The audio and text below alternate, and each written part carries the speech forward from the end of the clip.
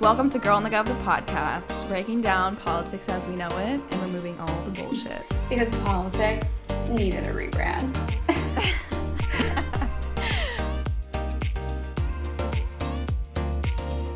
Welcome back to Girl on the Gov, the podcast. Samantha, how are we? Well, we are great. And when I mean great, I mean we are swell because I went to Super Taste. I got some dumplings. Nothing gets better than that. No, literally nothing. The only thing that would get better than that is if it were like unlimited supply. I'm just saying, I'm putting some feelers out there. A dumpling buffet. Whoa. Oh my God. Business idea. Wait, that would be so sick. If there were like a dumpling buffet, you would have to like roll me home like every single time. Like I would not be able, because I have no control. No, I would also be unwell. On the how are yous, that was on the like positive, and then for the LOLs, I was texting you about this, but I feel like I hope everyone else finds this as hilarious as I did. But yesterday we were like thinking about like a TikTok or whatever, and there's this TikTok, like go check it out, guys, if you haven't seen it yet.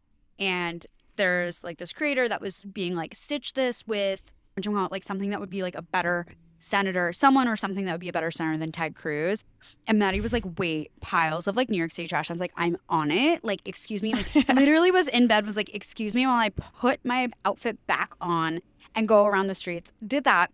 And then I don't know if it was just like someone that saw the video or follow or whatever, but she commented like the funniest freaking thing. She was like, honey, like that is Ted Cruz, like about the trash. And I immediately was like, wait.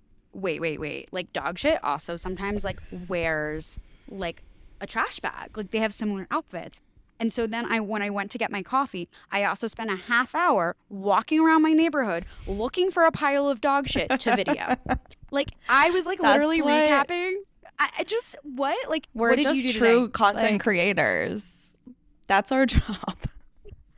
Just walking around the streets of New York City, filming piles of trash and looking for dog shit to also film. So this is what we do for you guys, you know? Like this is what we do for the greater good, for this country.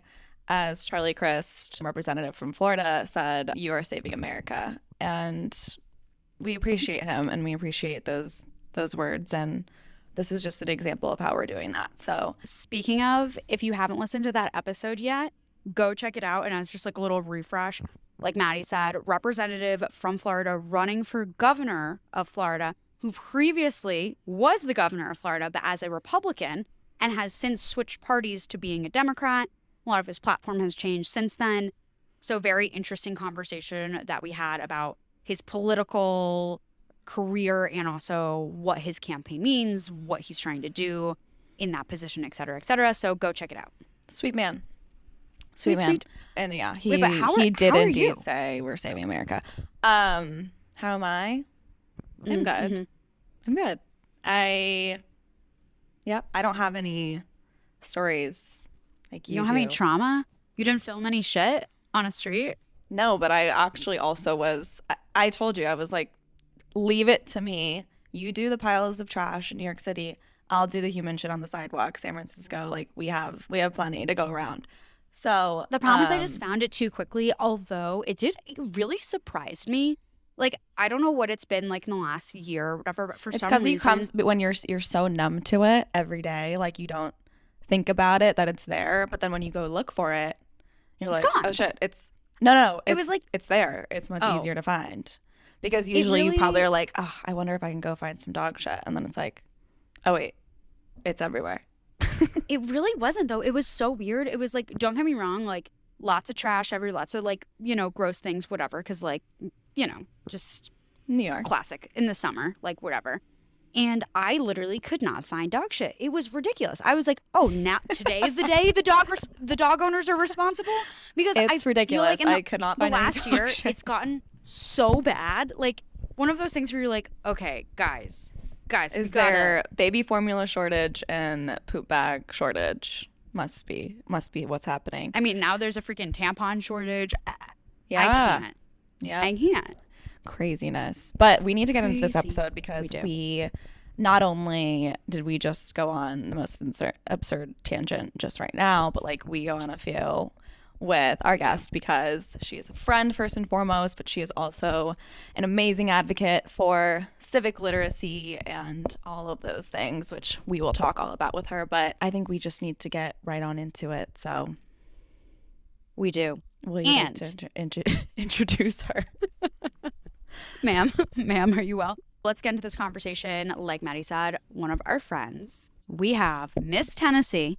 Yes, that is right. Miss Tennessee, Tally Bevis. So, of course, we dabble into a little bit of the pageant world and get some of the backstory because, shockingly, these two chicks right here were not in pageants. I know.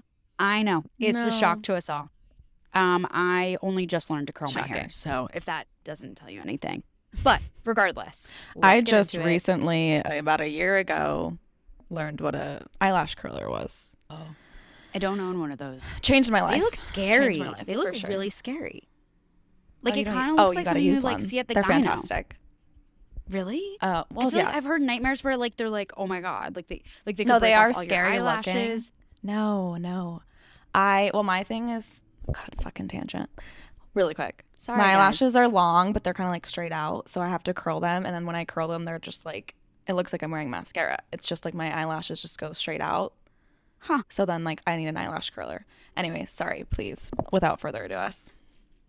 Noted. Anyways, everyone let us know your thoughts on eyelash curlers. But in the meantime, without further ado, here is Tally.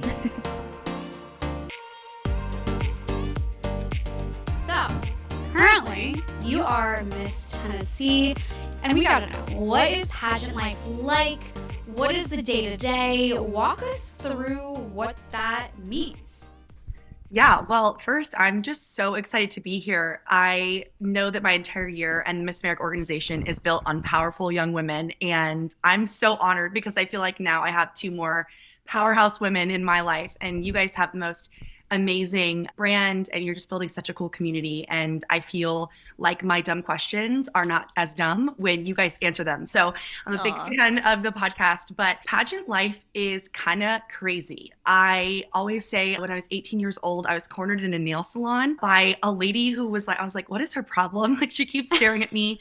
And I'm 25 now. So literally 7 years ago, someone completely changed the trajectory of my life just because they saw something in me. And I feel like that's a lot of what politics are about too, right? You see something in someone, you inspire them. You know, y'all were inspired to start this podcast, right? And sometimes it takes someone seeing it in yourself before you see it for yourself. Yeah. And so I was invited to participate in the organization at a local competition, a preliminary to Miss Tennessee back in 2015, and I was an absolute train wreck, totally horrendous, like did not know what was going on.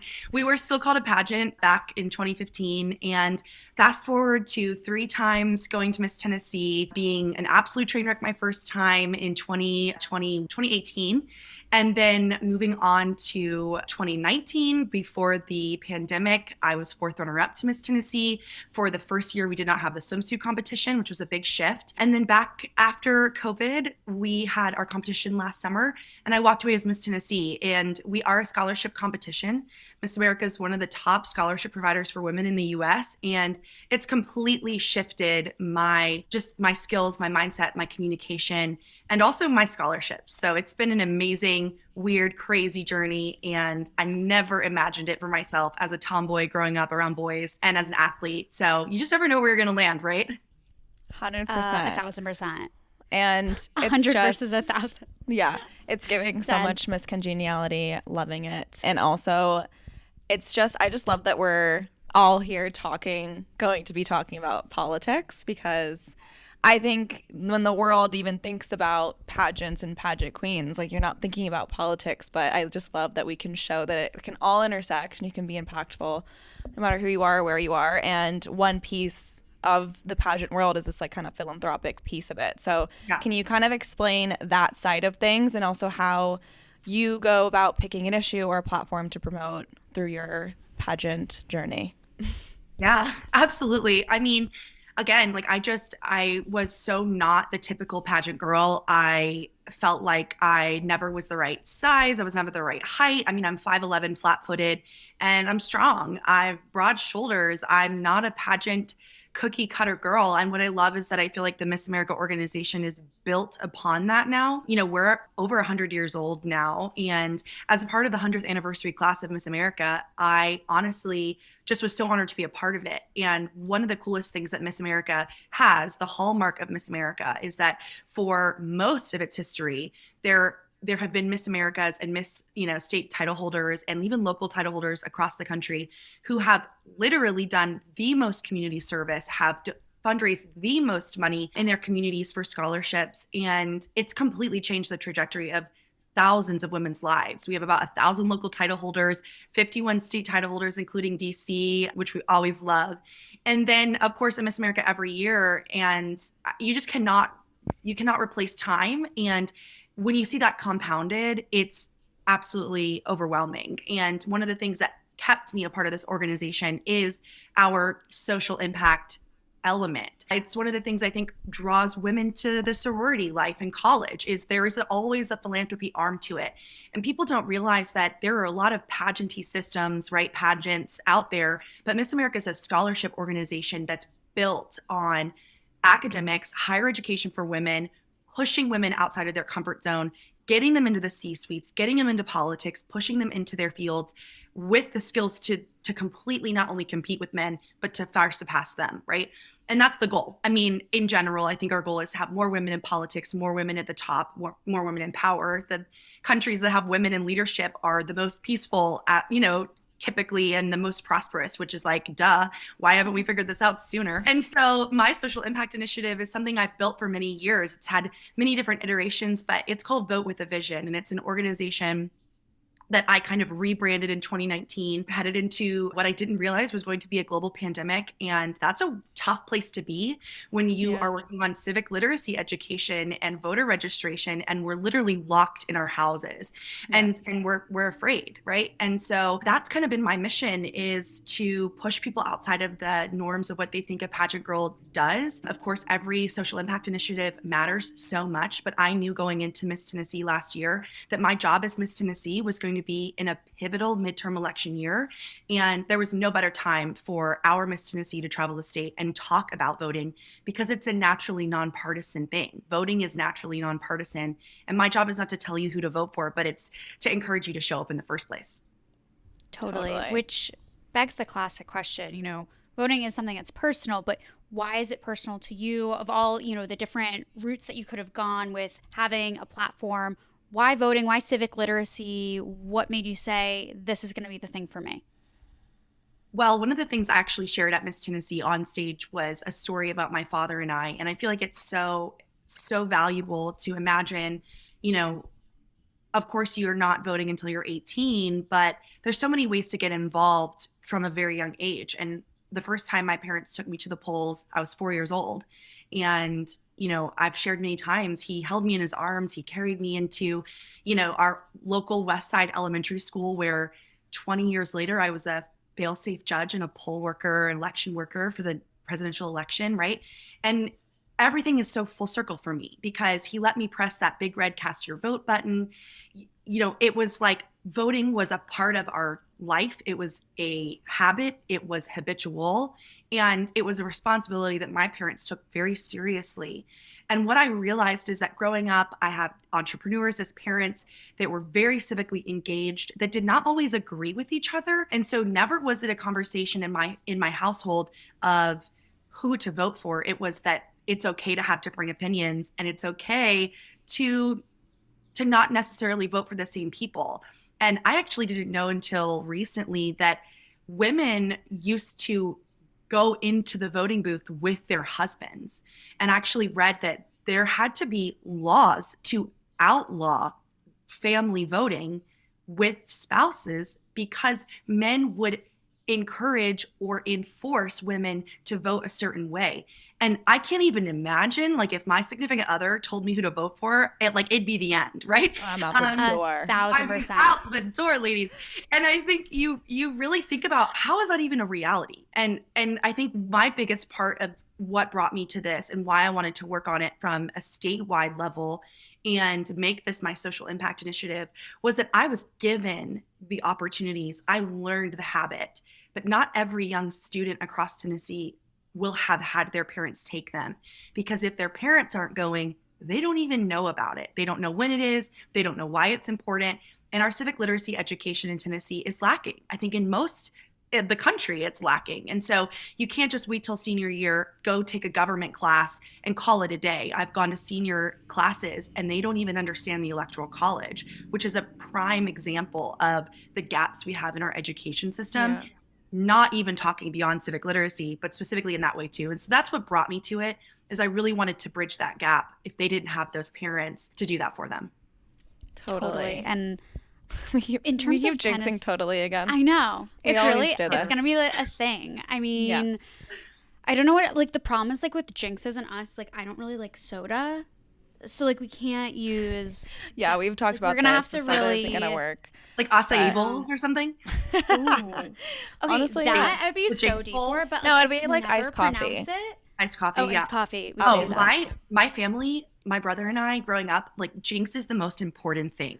Like, you do not, it's like pinky promises and jinx. You do not break a jinx. Wait, so I remember that. Unlocking memories for sure. But yeah, moving on and kind of talking back to about Tennessee, we touched on like how civic literacy isn't always pushed to the forefront, or at least in your experience in Tennessee. Can we kind of talk about the voter turnout there? It's generally pretty low, and especially like with the work you've already been doing kind of on the ground there, what are some of the responses you encounter in terms of like maybe why people aren't registered to vote, or when you do ask them about voter registration, what is some of the like common responses that you do get there? Yeah, I mean, one of the things that was the most poignant for me and why I wanted to do this, you know, I grew up doing mock trial and youth in government through the YMCA, one of my most incredible programs that shifted me and taught me respectful debate and dialogue, you know, intercollegiate state legislature in Tennessee with other college students, right? There's all these programs that push you. And any student that's gone through youth in government, mock trial, FBLA, TISL, like these programs that push you to be business leaders, civic leaders, and, you know, and really engaged, those students, I feel like, get it. They've had the first glance, they've gotten the idea, they've learned how to write legislation, or they understand and respect, you know, our Congress and our legislators and what their jobs actually look like, because they've sat in those seats and they've had those mock experiences. But I think that one of the problems is in the 2016 election, Tennessee was literally 50th in voter turnout and 48th in poll wait times, which we could go into for like a decade. We could talk about poll wait times and why we should probably be like first or second in poll wait times if our turnout is that low. And so that's another total problem we have in Tennessee with polling locations or disproportionate numbers of them based on more urban or highly densely populated areas. That's a big issue of its own. But in regards to turnout, obviously 18 to 25-year-olds nationwide are the least likely to vote, right? And I feel like it's a self-fulfilling prophecy, especially in Tennessee, because on average, 18-year-olds graduating from high school will meet 0 to 1 politician running for office, right? Because if these students in high school or college are less likely to vote, why would a campaign put funding and time into those age demographics? In my opinion, that's the chicken or the egg? Is it that 18 to 25-year-olds aren't voting and therefore we shouldn't spend money or time on our campaign there? Or is it because we're not spending any time there and these students quite literally do not think they matter and that there's no one representing them? And so I think that's a nationwide problem, obviously. But that's one of the big ones we have in the Southeast and also in Tennessee. I will say I have had a relationship with the Secretary of State, which we could talk about more about through my advocacy work. And he's made some really cool programs and he's pushed himself to be in front of students. But what about every other politician that's either running as the incumbent? You know, they think, well, I've got in for the first time without them, so I can get in again without speaking to these common groups. Theme. Right. Mm-hmm. So I think those running for re-election are even more of the problem because it's like this complacency, and therefore these seniors in high school that I'm meeting, first, if they know about the Electoral College, they think that it really, if they're not going to vote the way Tennessee typically goes, what's the point, right? And then then they're not building the habit on big elections, so they're never going to show up on small ones. And so there's so many small nuances, obviously, to this entire issue. Yeah. But I think the biggest part that I have heard firsthand is that these students just want to know that someone's like looking at them and saying, we get it, we've been around you, we see you. There's a difference between someone running for office, coming in and talking about things that are really affecting them, versus coming in and making jokes about TikTok and wishing them luck in Trying to be college. relatable, yeah. Right? Like, No, I don't it's want so you to. crazy just Yeah. how politics is like, I feel like the space and like industry, if you want to call it that, that's just lacking innovation and always has, and always just sticking to the status quo. And me and Sam can rant about this for days on end about how, like, you know, yeah, it's so true. They don't want to, you know, necessarily reach a new voting bloc or new people, because especially if they're used to the status quo, or their political consultants who have been around for decades think they know what's best. They'll just, you know, hit them up, like put them on CNN, put them on MSNBC, put them on Fox, but not putting them in places where they are going to reach new people and where they're actually going to go and hopefully listen to students and listen to what they're needing and wanting, like what you just alluded to. Totally. And I have had some conversations with organizations recently. Obviously, I will not out them, but where their entire dialogue is like, well, it doesn't make sense to invest in young voters. They never follow through with it anymore. And these are some of the people at these organizations are also our age. And it's like, guys, like, because you keep approaching them with the same exact tactic. Like, if you approach us with like some really outdated Facebook posts and weird branding, like, yeah, of course it's not working, because you're not in the right locations and you're not using the right language and you're not talking about the issues that they actually care about.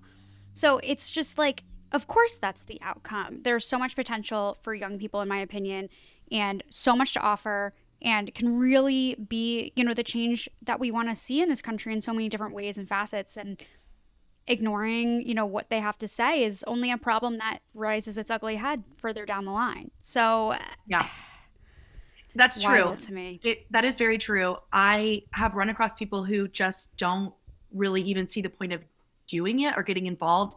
I think it's so sad that people, even our age, in our mid to later 20s, we're already somehow being disillusioned and disenfranchised, even if you work in this field. Yeah. That is, I think, the most terrifying part of this problem. When I was voting for the first time with my family, I was 18 years old, and I voted for a mayoral candidate who ended up winning. She became our first female mayor in our town's history, in my rural community north of Nashville. And she won by 14 votes. And my family was 4 of them. And I think to myself, if my family and a couple other people, like 2 other families, had decided not to vote that day, or that didn't matter, or maybe they were in a place economically where they literally could not take off work, which is another big problem we have, we could have literally not had our first female mayor. Do I agree with everything she's done since she's been the mayor? No. Am I proud of the overall leadership that she has portrayed? Yes. Do you have to agree with everything to still be proud of that shift? Absolutely not. But when I talk to students, I share that story because people can feel so disenfranchised through the presidential election process that they don't even understand that these small elections in Tennessee are really, truly chosen by the select few that show up, and they're making the decisions for everyone in our area. Totally. And we were literally just talking about, not to go totally like negative Nance, but with this guy in Indiana that won a primary, and he like literally admitted to murdering his wife. And the literal total of votes that were out there for him, 60 votes. And I was prefacing this earlier too, like, I don't know the population size of like that particular community. Like, if there's only 100 people, you know, I don't know those nuances for sure. So keeping that in mind, but like 60 people, like in that type of vote, like, yeah, every freaking vote matters. Yeah. It's just crazy to, I mean, it's not even crazy. I see how people get to the conclusion of feeling that their vote doesn't matter. But I think what we're all doing in our conversations and, you know, through our work is really trying to change that. And I think there is so much more work to be done, and where so much of this attention needs to be is on some of these state and local elections. And we're seeing that across the board for so many issues, and it's always been the case, but I think people are really finally starting to wake up to it, and hopefully they'll tune into our podcast, and then there we go. Solution. And we always say Problem too, solved. it's like we really don't blame people for feeling disenfranchised or not even being involved, because those feelings of feeling disenfranchised, or like it doesn't matter, or like you don't have the voice people say you do, like those feelings are real. And like honestly, I don't blame people for feeling them, because there's a lot of situations out there and circumstances that like they do like oppress your vote, and your vote some places doesn't matter, and that's intentional, as well as just like there's really not as many resources out there for young people and certain demographics of people to really feel like they are informed and prepared to even go cast their vote. So there's so many circumstances that we're like, okay, like we do not blame you, like it's hard. But we always also just say like it's never too late. And I think, like Sam said, there's so many people now like really doing amazing work to kind of bring politics into the mainstream and into people's lives in more just innovative ways. And I think that gives me hope. So we'll all keep pushing, But to move on, we want to talk about your podcast, because on the Suffragette Series podcast, can you give us just the rundown of where the inspo comes from, what it's all about, all the details? Yeah, absolutely. So the Suffragette Series podcast came out of a vision for me to elevate female voices far beyond the pageantry and competition circuit, and to elevate female voices in politics, in philanthropy, in pageantry, in business. I think that kind of the mission there is to also share stories of the women of the suffragette movement and the suffrage movement as a whole, right? Because Tennessee was the 36th and final state needed to ratify the 19th Amendment. And it happened in our state house. It happened in our house, right? And I've spent a lot of time in the house at the Tennessee State Capitol. And to be in that room, it feels so reverent, because you don't even realize that it can come down, again, just so few people. I mean, one guy, I think he was 21 years old, a representative from East Tennessee, was anti the suffrage movement and did not think that women should have the right to vote. But he was young and he was impressionable, and he trusted his mom.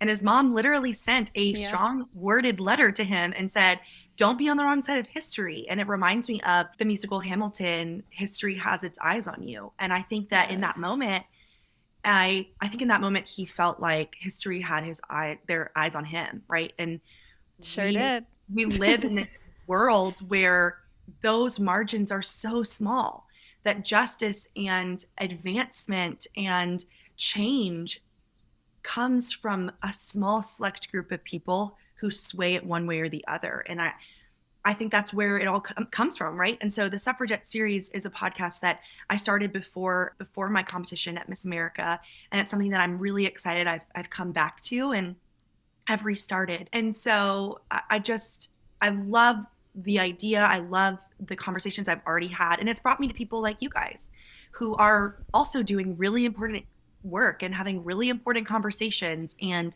as Miss Tennessee, I think it's just another way that I can reach people far beyond a school setting or, through social media. Totally. I mean, if that doesn't go to the point that we were just talking about of actually, reaching young people where they are and listening to them about what the types of ways they want to be approached are. I mean, I don't know what else. It's perfect. But in terms of each episode, can you walk us through what that layout looks like? When people pop that podcast on, what can they expect? Yeah, so I start out every episode with a 60-second suffragette story. So I typically try to find someone from the suffrage movement who was relevant to either the industry that my guest is in or where they're from. So I had Miss Tennessee 2019-2020, Brianna Mason on. She was the first Black Miss Tennessee in history, which is equal parts phenomenal and depressing that it took that long. And so to be a part of her moment in 2019 and to have been there with her, I actually just went and spoke to her first grade class in a magnet school, an elementary school in Nashville, in metro schools. And we talk about what they do, the industry they're in, and how politics and the voting process can affect that, right? So much comes back to legislation. And I give them a platform to actually share what they truly believe. It's not a place for me necessarily to comment on if I agree with them. Which typically I do, right? Because it's really empowered women who are working to make positive improvements. But we talk about first the story of someone who's relevant. So with Brianna's episode, I talked about Dallas Dudley, who literally led marches down Broadway in Nashville all the way to the State House and helped shift the narrative when all these women came to Nashville, to most of them in honor of and in support of the suffrage movement, and even some against it, right? And so we talk about that, but we also talk about things like what they do in their advocacy work. I think everyone realizes that women are so nuanced and have so much more to them than just their career or just where they went to college, right? It's easy to get specifically focused on a career, but someone like Brianna, who worked as Miss Tennessee advocating for autism awareness and all of what comes with that, and having someone in her family with autism, but also how she's continued that work beyond her years as Miss Tennessee. And so that's a way for us to learn more about how women have so many dynamic parts of them, and to give them a chance to share each of them and how it all comes back to the polls. 100%. I love that. And there is a other topic I just want to dive in with you. I think we both do. And we want to talk about how you chat with friends and family about voting or civic engagement, or really just politics in general. We actually get asked this a lot, when we go on podcasts, and we have our answers, but I'm so curious because I feel like you have an especially interesting just background and lived experience that can probably answer this question maybe even better than we can, because sometimes we're thrown for a loop. We had to actually have a therapist on one episode to help us figure out how to talk to family and friends about politics at Thanksgiving. Oh, but I miss her. I think I'm going to need to get a link to that particular episode. We can give you her number too if you want. Please, that's good. I could use that too. But yeah, can you kind of explain too, just how any tips and tricks you have of how to kind of communicate with friends and family about politics or bring these conversations up? Again, with family, I feel like with family, it's there's some tactics, and then with friends, it's another. I think it's kind of different, but also important, because everyone needs to be having these conversations, and we need to bring them into people's lives more regularly. But again, most people are it's taboo, it gets heated, nobody wants to have those conversations. So how can we start to bring them into our lives? It's absolutely a tough balance. It's a fine line to walk. I think that the biggest element to it is that they need to happen. We don't know how to come to a compromise or how to have conversation, because quite literally we don't have a unifying truth, because literally every news source is telling a different story. Everyone has different facts these days. Right. And I actually have had conversations with my mom and my grandmother, and they all used to watch Walter Cronkite, and they all got the same information, whether that was bad or good. There was some unifying fact in the way that news worked. There was off time of news. There was not a 24-hour news cycle. And there was so much integrity within the media, because they literally would get called out so quickly for it if it was not correct, because everyone was working together to get it onto 1 to 2 news stations, right? And so my mission, I think, and what I would encourage people to do, is to recognize there's a difference between starting the conversation and fighting about it. And so to have conversations in ways where you should not just surround yourself with yes men. You should not just surround yourself with people who voted for the same person for president, right? It's okay to have differing opinions, and it's okay to not necessarily vote for the same people. But if you're unwilling to have conversations about it and approach them with respect and make it a dialogue and not a debate, that's where we're losing people. And so my biggest suggestion is to come from where you feel like there is that small sliver of unity and work from there, right? Don't start with the headline. Start with, how are you feeling about this? What do you know? And how can we find a dialogue rather than a debate. We're in a place right now where it's a turning point, and it's scary because we're getting to a point where like we can't even communicate. I think it comes partially from polarization in news and media and politics, but also in social media becoming literally the only tool and the newest generation knows how to use. And so how do we bridge the gap in this newest generation of voters? How do I go in to classrooms and remind these students that it's a nonpartisan issue? This voting in general is naturally nonpartisan, right? And I harp on that because it's so true. When I was visiting a second grade class in a rural community in West Tennessee, I talked about voting and I talked about personal choice. And I asked these kids who got to pick what they wear to school today, right? And some of them raised their hands and some of them didn't. And I said, guess what? Yeah, that's choice, right? You get to choose who got to choose what they wanted to eat for lunch. And some of them raised their hand and some of them didn't. And I asked if anyone knew, give me an example of someone that your parents vote for. And one of the kids in the front row, they said, the president, right? And we had talked about the American flag and the importance of that and what it represented. And then a kid in the back stood up on his chair and started chanting Trump, right? Like they are parents.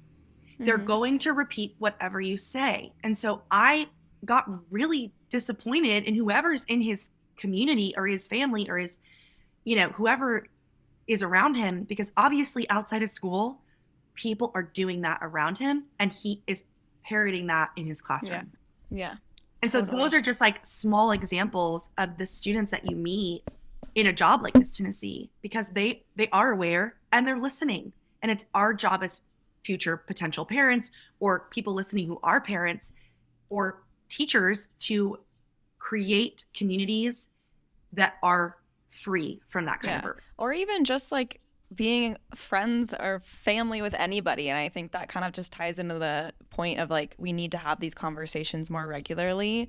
And obviously kids are very impressionable, and how you parent is going to be so crucial of how they act moving forward. But it's just so true that like that peer influence is so real, and be it again the parent to kid relationship or just between two friends, the more we have these productive conversations about politics and how to be impactful positively and respectfully, then the better we'll all be. Like these individual kind of conversations and relationships around politics we all need to probably be better at and bring to the forefront. But absolutely.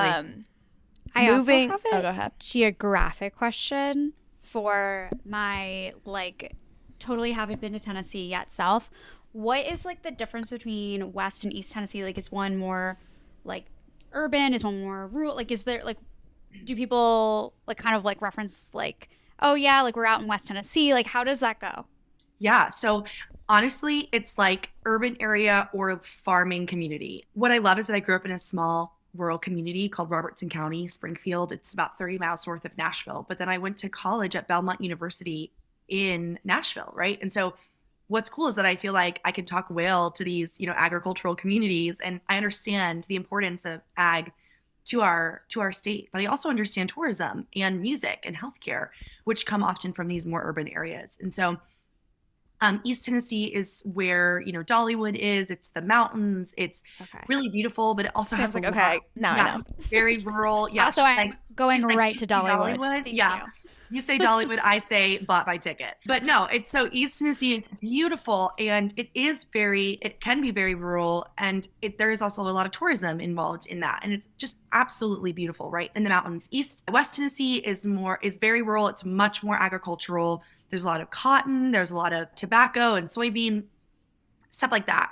But that's also where Memphis is, right? So Memphis is on the southwest border, kind of right across the river from Arkansas, actually. So then in the middle Tennessee is where I'm from, which is Nashville. And Nashville, of course, has its own massively growing, super, super fast growing community. But really, it's just 20 miles outside of any urban area in Tennessee, you're going to find rural communities that have really small populations, really big hearts. But again, where are they getting their information? How do we help them in our education system with improved civic literacy education? Where do we fill the gap? what are they telling their kids, and how do we just bridge the gap so that they understand, these students understand that it's not just, going with whatever you think Tennesseans should believe. It's have your own opinion, and it's okay wherever you land. I love that. Totally. AKA God bless the flag of Dolly Parton. Sorry. Anyways, biased. Yes, definitely need to make a trip, and I've never been either, so definitely on the bucket list. Get over here. Oh, we're coming. Always welcome. We're coming. But to wrap it up, it's an election year, as we know. Some people don't, but it is. And so, can you kind of highlight some some voting dates and deadlines in Tennessee that people need to know about, and any other kind of voter information that might be helpful for people? Yeah, so we actually just had a primary election on May 3rd. And speaking back to turnout problems, I was actually with a county administrator of elections on Friday last week. And she said, well, we had 14% turnout. And I was like, she sounds like that's a good thing. And so obviously there's a lot of room to grow. I think that's what the point is about all of this, and all the work that our Secretary of State's office is doing, that I'm doing, that to really improve that. So we just had the May 3rd election. We also have an election, obviously, on Thursday, August 4th. I believe I have it written down, the election early voting starts July 15th, and voter registration deadline is July 5th. These are primary elections for governor, U.S. House of Representatives, Tennessee State for odd-numbered districts, House of Reps, and then executive committeemen and committeewomen for all districts, and some other smaller things. So that's in August. And then Tuesday, November 8th is, of course, our state general election and our federal general election. That's our midterm elections, the ones that we're all kind of ramping up for. And our voter registration deadline for November 8th is Tuesday, October 11th. Early voting starting October 19th. And specifically, something I'm very, very passionate about, absentee ballot request deadline for the November election is Tuesday, November 1st. Yes. And absentee ballots are a very, very important thing, especially in Tennessee, because what I would like to see changed is that Tennessee currently, if you register through something like vote.org, if it's not in person or with an elections officer, you are not eligible for absentee ballots until you vote in person, which can drastically disenfranchise out-of-state college students. That's really good to know. Did not vote yet because they literally were not old enough, and also go away to college. And so I have not posted a lot about third-party registration platforms because I'm afraid that students will get pigeonholed. And unfortunately, it's a big problem, in my opinion. It's cited to be against voter fraud. I understand the premise, but I think there's room for improvement on that. And so absentee ballot deadlines are so important. And also, if you're an out-of-state college student from a state that has that type of rule, I would encourage them to talk to their counselors at their school or their dean of students at their college to find out if they can financially afford to, that if they can get permission to go home to vote if they have not yet voted and they're not eligible for absentee. That is wild. Wow. And so good to know. I did not know so good that. to know. I think I've made like a TikTok video on Tennessee's election dates and deadlines, and I did not know that. And I'm sure there's other states you would think that have probably something similar in line. So that's really good to know. We'll definitely do some research on that and make sure we have that information as well. But amazing. Thank you. Where else can people find you? Instagram, social media, all the things. Yeah, through June 25th of this year, 2022, I will still be manning the @MissAmericaTN account. You can literally type @MissAmerica and then the state initials, and you can find any of us across the country and connect with them, which is so cool. Follow along with the next Miss Tennessee as well. We are coming to a close. I have not slowed down. We have some really cool things coming. Some new work with the Secretary of State's office for the first time officially this year. I've got coming down the pipeline, and some election worker advocacy work for a campaign coming up. So that'll all be on that. And then my personal account is @the_Nashville_Blondie. And so I can also be found there on Instagram. And the Suffragette Series podcast is on pretty much every platform you can find this podcast, which is super cool. And it's continuing to grow. And I look forward to continuing to do it far beyond my Miss Tennessee tenure. And then it's former life for me. So that's where you can find me. Amazing. Yay. Well, thank you so much for coming on. We are super excited for everyone to listen into this conversation and, of course, keep it going. And catch us on your podcast. Yes, soon. yeah. Ladies. Pod swap, baby. Thank you so much. I am really so inspired by all you guys do. And this is just the beginning, ladies. We've got a lot in store. Yes. Oh, Thank you. All right, top stories of the week. Kicking it off is the gun reform bill that has moved through the Senate. We talked about it a little bit last week, but there's been some movement. So the race to turn the framework negotiated by senators into legislative text is on as lawmakers push for a vote to be held before the July 4th recess and to pull more GOP support to the bill's side. In the meantime, Senator John Cornyn of Texas, the lead GOP negotiator, told reporters on Monday that he wants text of the legislation this week. That move would allow Senate Majority Leader Charles Schumer to put the bill on the floor next week before the upper chamber leaves town. The Texas Republican added that there is no price tag of the proposal yet, adding that it would likely be partly paid for by unused money for the infrastructure project that is, quote, left over and cannot be used for the bipartisan infrastructure law that passed last year. So a little reallocation of funding. And then currently in the agreement is the strengthening of background checks when people age 18 to 20 try to buy firearms. The required federal background check would for the first time include their juvenile crime and mental health records. This will allow time for getting data from state and local authorities. The process current 3-day maximum would be extended to up to 7 more days. And once the 10-day lapse, the buyer could get the weapon, even if the record search is incomplete. So there's a little background. Samantha, you want to take us home? Well, currently dealers considered in the biz of selling guns are required to get federal firearms licenses. Such sellers must conduct background checks. Interesting. Bargainers want to cover more people who, while not running a formal business, occasionally sell weapons.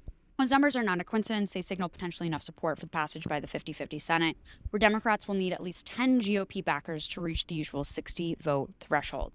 Besides Murphy, the other lead negotiators were, of course, Senators John Cornyn, or not of course, but just has been in this conversation, so y'all are probably familiar at this point. Good old Sinema and Tom Tillis. Approval in the Democratic-run House is expected, though complications could always emerge. I got some thoughts on the situation. Yeah, my thoughts are still kind of from my thoughts on last week. I just, this just doesn't fully cut it. It obviously is a step forward and everyone's excited for this step forward. We've never had this step forward before, but it's again, I'm so worried that it's not going to be enough and this shit will still happen. And then Republicans will have an out and an excuse to be like, look, we passed gun reform. What else do you want from us? And that's why I think it doesn't work. Yeah, it doesn't work. And that's why I think it's so crucial that if we do pass something, it has to be aggressive. And that's why I'm like, Joe Biden. Where are you at with that executive order pen? But I just really don't think the executive orders are really going to do much in this particular context, to be honest. But I do think, one, this is a step. And I think the push, the strategy in my head is that, have to continue pushing even after this gets passed, which still people need to be calling their reps right now for even this to get passed. So keeping that pressure on of anything happening. Why I do think this is important is this particular piece of legislation does address the boyfriend loophole, and that is not something I expected to come through on this. So I will say that is definitely a notched win in my head, because that's been something that people have been trying to get solved for quite some time.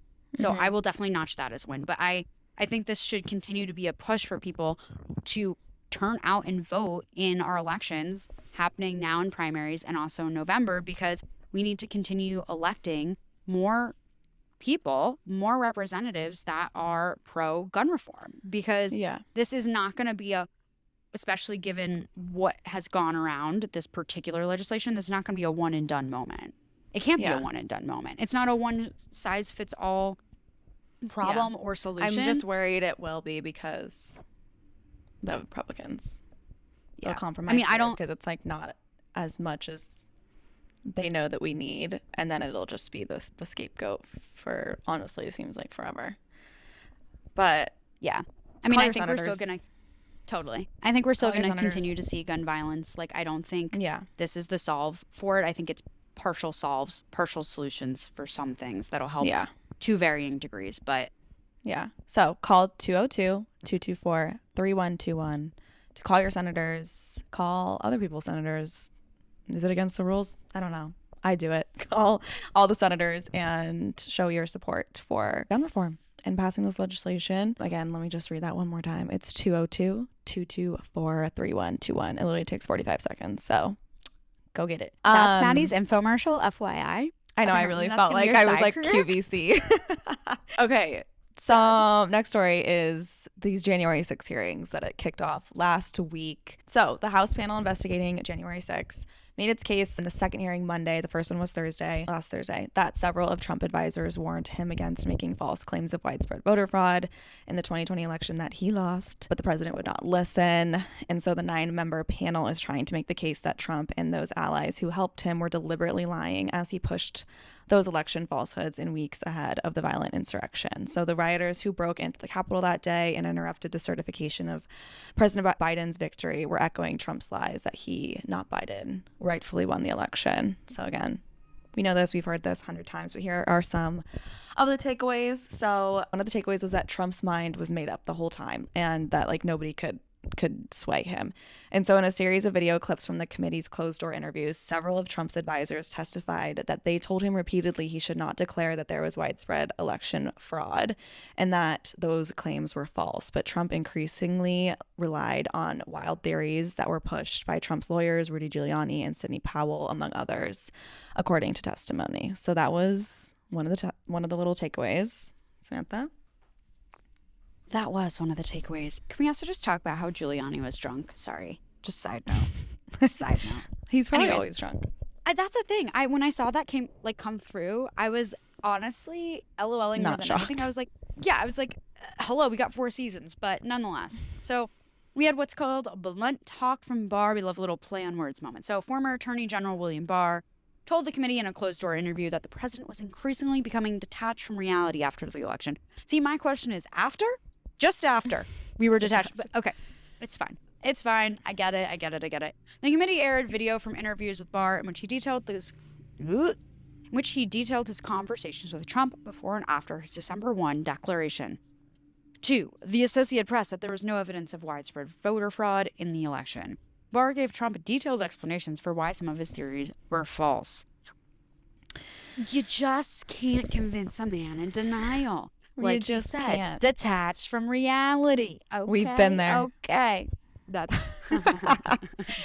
next takeaway is called the big ripoff. Let's hear about this. So members of the committee and an investigative council detailed how Trump and his allies raised hundreds of millions off of Trump's false claims after the election, an election defense fund to contest the outcome actually ended up retiring debt, replenishing the RNC, and starting a massive campaign war chest that Trump now has, which I'm so glad they raised this point because I remember when all of this was happening and he had this he was raising all this money after the election that ultimately just paid off his campaign debt. That's really why he was doing it. So I love that this is being called out. I remember us talking about that too, which feels like forever literally ago. So long ago. Yeah. Which just side note. So we're ahead of our time. Again. Oh my god, we are. Wow. Wow. But I do feel like regardless of all of these things, and we'll get to the end result in a second, that, okay, I'm skipping ahead yet again, is the fact that I just feel like this took too long to be put together. Because I don't even know if the appetite would have been there if, say, this were March last year. I really don't know. This stuff often falls on deaf ears. But I feel like this really, despite the 20 million people that viewed it on day one, the drop off is huge in my opinion. And I think it's just really hard to concentrate on. It's like people reliving a trauma and a trauma that's also theirs. It's not I don't know. I just feel it's oh wow, yes, of course they were fucked up. It's validating the people that already believe this. Yeah. And the people that don't believe this still don't believe this because Fox News. Yeah. So who, by the way, was not airing any of the hearings and has no. Which is just how could you be any type of journalistic organization with journalistic integrity? I am doing all the air quotes right now. And feel as though you're not going to cover one of the most probably historic hearings in Congress maybe ever. It's just embarrassing for you, Fox News. Grow up. But sorry, end result. Let's hear it. End result. Okay. End result is to close the hearing. The committee aired video of Trump supporters in Washington airing the false claims of fraud on January 6th. They all appeared certain that the election was stolen. 2 of them repeated Powell's false assertions about voting machines that changed the results, claims that Barr had debunked weeks earlier. So, that's where we're at currently. That's where we're at. More to come, indeed. Hopefully some more tea. We love some screenshots. And we have gotten that from these hearings, which is great. We've gotten some new content. Some fresh content never been seen. So yeah, we will keep everyone updated on what comes from this. But those are some takeaways as of what. But you know what people can do in the meantime? Everyone can also go listen to our episode with PublicWise's executive director, because Christina walked us through what they created, which is called the Insurrection Index. And this is an entire database of people that were involved in a variation of ways in the insurrection, from people that are elected officials, working behind the scenes, to people that were at the Capitol that day, the whole 9 yards. It is a tea spiller and also just like a fun activity. It's a fun freaking activity. Get to know the insurrectionists, Yep. There's lots of tea on the Insurrection Index, indeed. So if you're looking for more, that's a great place to go and go listen to that epi. But next story? Primaries. Whoa. Primaries. We gotta go to Nevada. We gotta go. Let's go. Let's go to Vegas. Trump endorsed. Oh, well. Honestly, no offense to any of our Vegas listeners, but I have no interest in ever going to Vegas. None. Have you ever been? No. And I am so fine with that. Now, let me tell you why. One,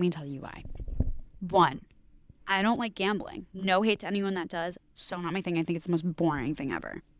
Second of all, I don't like places without windows. And I want water, but not like a gross pool. If I'm going to go to you never go in the pool. Never.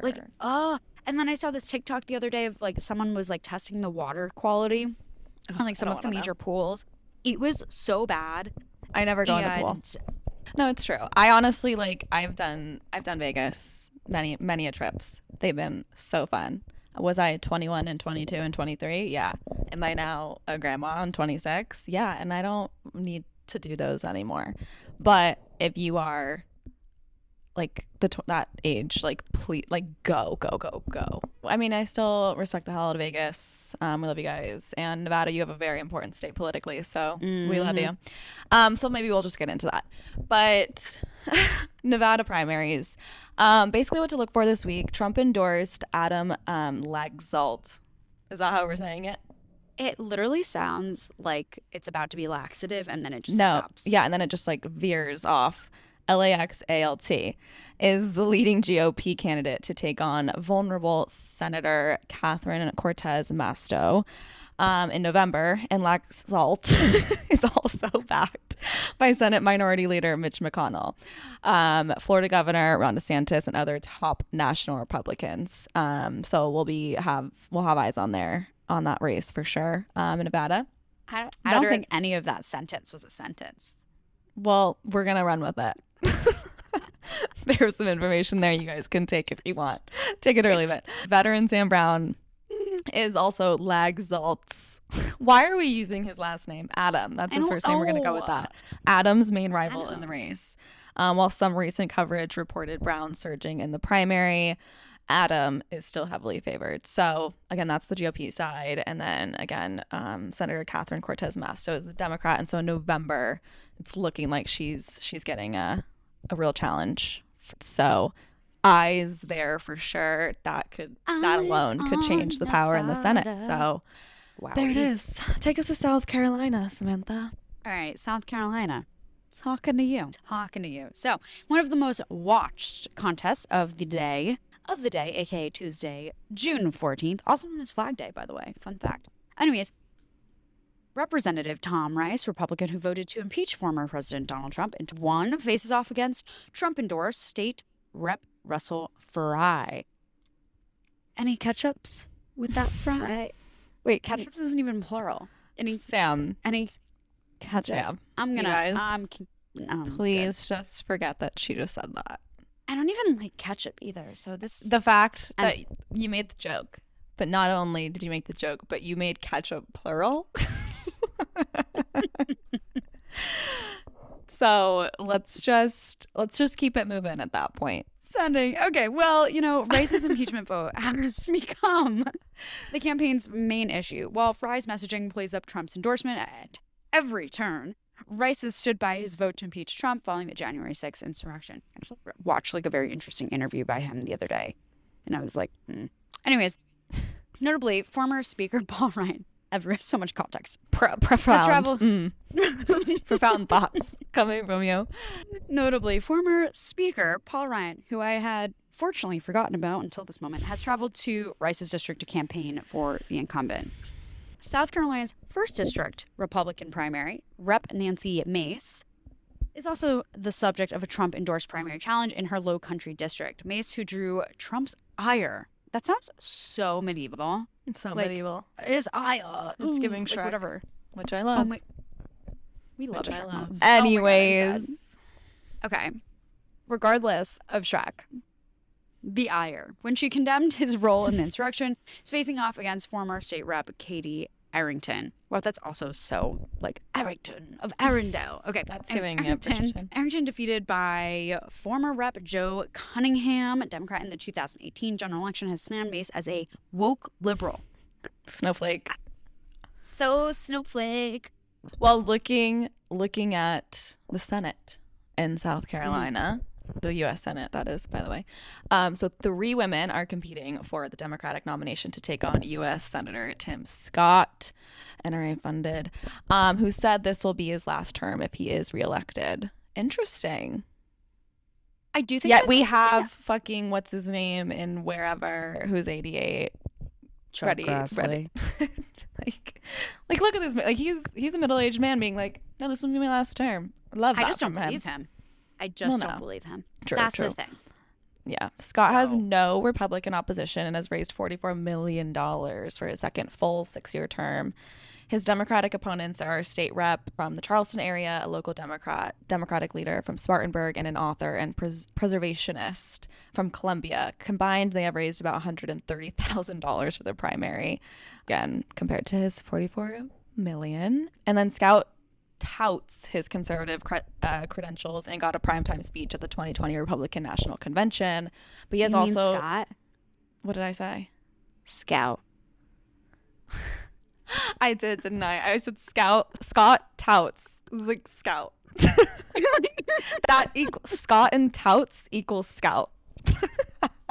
I'm dead. Honestly, it works. That's just called like speaking efficiently, just blending the words together to make it go faster. You're welcome. Everyone. I love this strategy. Just like it's making it more concise,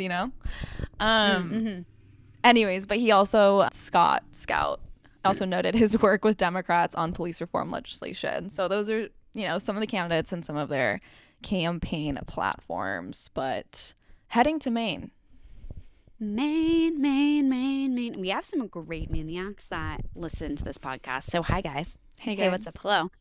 So U.S. House Rep. Jared Golden, Democrat, is one of the most endangered incumbents in the county. Golden's new district voted for Trump by... Damn it. So Sam and I can't read today.